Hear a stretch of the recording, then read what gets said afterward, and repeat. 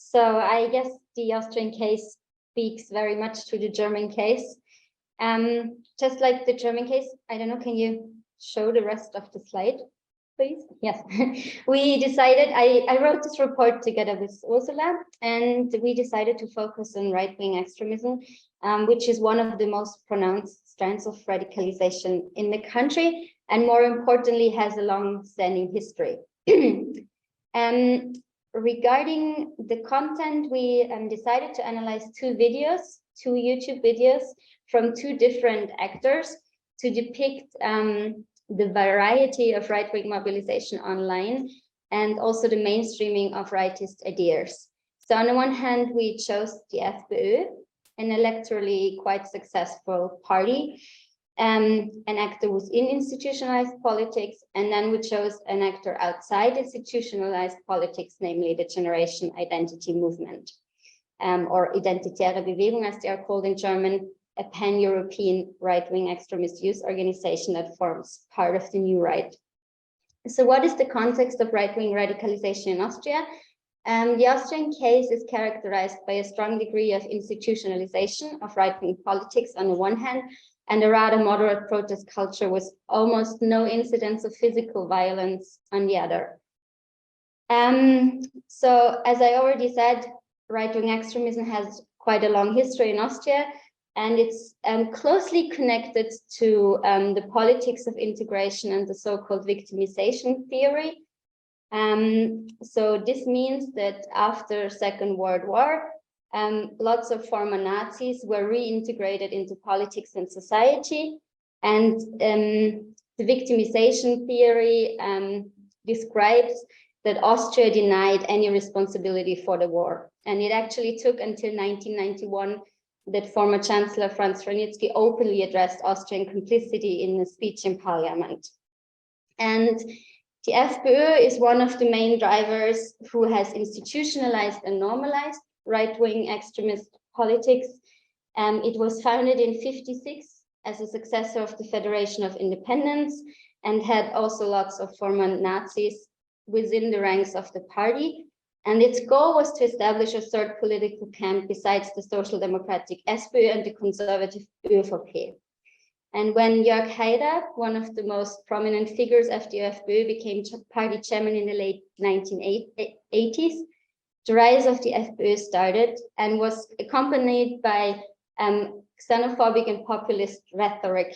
And there are, I put them into the bracket, there are several quite prominent figures since who have increasingly who have increasingly made use of this populist rhetoric. So it started with Haider, then we had Strache, and most recently it was Herbert Kickl, who will be also be part of the video. At the same time, we have this rather moderate protest culture and rather low incidence of violence. And nevertheless, there have been several more radicalized groups than the FPÖ. In the 1990s, it was mostly within the camps of neo-Nazism, but most recently we have protagonists of the so-called New Rights, of which the Generation Identity Movement is the most prominent one. And the New Right is different regarding its codes, the symbols, and the terminology. And most importantly, they make use of pop cultural aesthetics and have really taken over the online sphere as well. Yes, then in general, if you show the rest of the slide, please.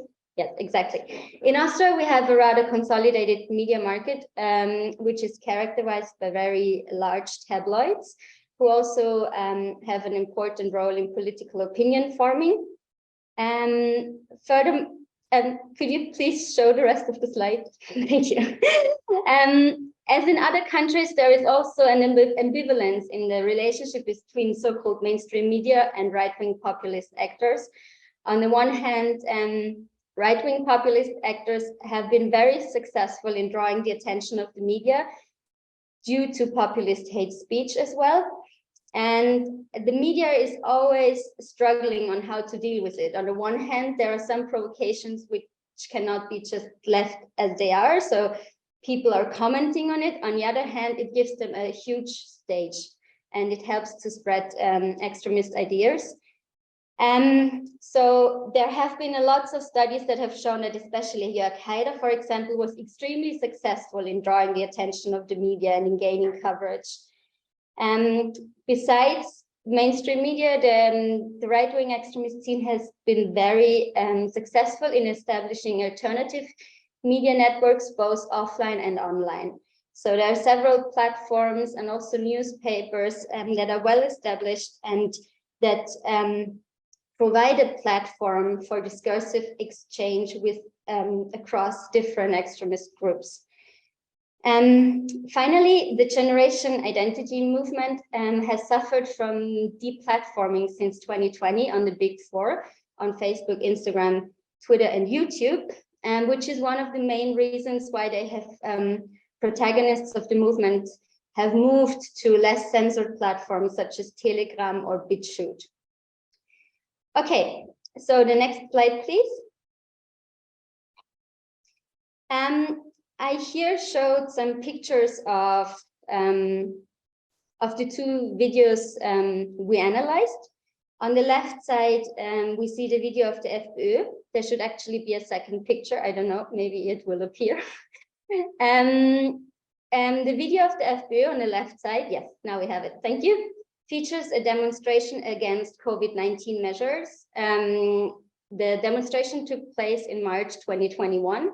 It was published on a YouTube channel of the party, which is called FPÖ TV, and which currently has more than 100,000 subscribers and produces videos on a daily basis. So here we can already see that they really were able to successfully establish their own channels where they can communicate directly with their followers. At the time of the video, the party was in opposition. And in the video, we see pictures and footage of the demonstration, which was taking place in the city center of Vienna. So the squares are quite important. On top, we see Heldenplatz, which has also a huge symbolic effect. We see a lot of Austrian flags. Here we also see a small sign, Nein zum Impfzwang, which means no to vaccination, to obligatory vaccination. And we see Kickel, who at that time was leading the FPÖ, who is marching together with followers. And the main slogan of the video, which we also hear in the end, was the slogan, a movement that can no longer be stopped. So here we also have this narrative of a movement of being strong, and which is constructing a strong and powerful us element. In this video, we also have a very strong and vivid exchange in the comment sphere with more than 1,500 comments. And this is something the FPÖ really tries to encourage, to talk with their followers and also to express these feelings that relate very much to the IGAP spectrum. Yes. Well, and the video of the generation identity on the right side is actually a documentation of the disruptive action which took place during the performance of a play called Charges, the Supplicants, which was written by the Austrian writer Elfriede Jelinek, which we can see on top. And the performance took place in the Auditorium Maximum of the University of Vienna, where refugees were performing the play together with actors in April 2016. And here, members of the Generation Identity interrupted the play and took over the stage to unroll a banner reading "Hypocrites, distribute leaflets, and spill fake blood on the stage." This video has, regarding the visual language, is much more violent. So in the beginning, it's actually separated in two parts. In the beginning, like the picture on top, the video is more or less like a PowerPoint presentation with a voiceover, slow music, and here the voiceover tells us the story and spreads extremist narratives. And here, for example, we see that it centers a lot on the figure of Elfriede Jelinek, who hates Austria, as is written here, and who represents a leftist cultural elite, who is in favor of multicultural politics. So here, as Julia also said in the first presentation, we have this narrative of the great replacement.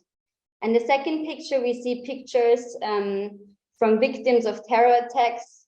And then in the end, the video switches and we see a live like footage from the disruptive action. And then the video really changes and we see what happened in the Audimax. Yes, thank you. Last slide, please. So what were our conclusions and the comparison? On the one hand, both videos are quite a proof how important the online sphere has become for right-wing extremist groups.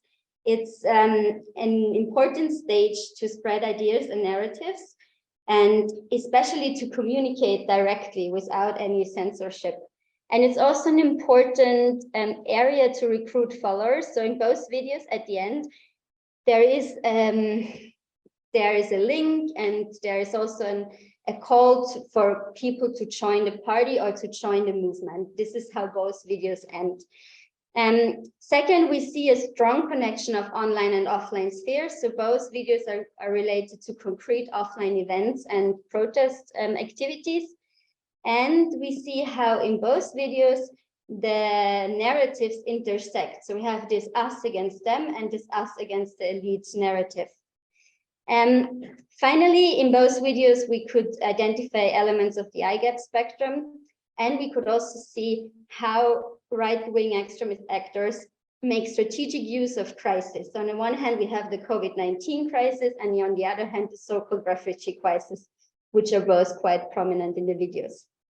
However, we saw strong differences regarding how protest takes place, how it is organized, the platforms also, the circulation and consumption, because since the movement suffered from deplatforming, the video is no longer online on YouTube and there are no comments. And so they try to spread it via different channels.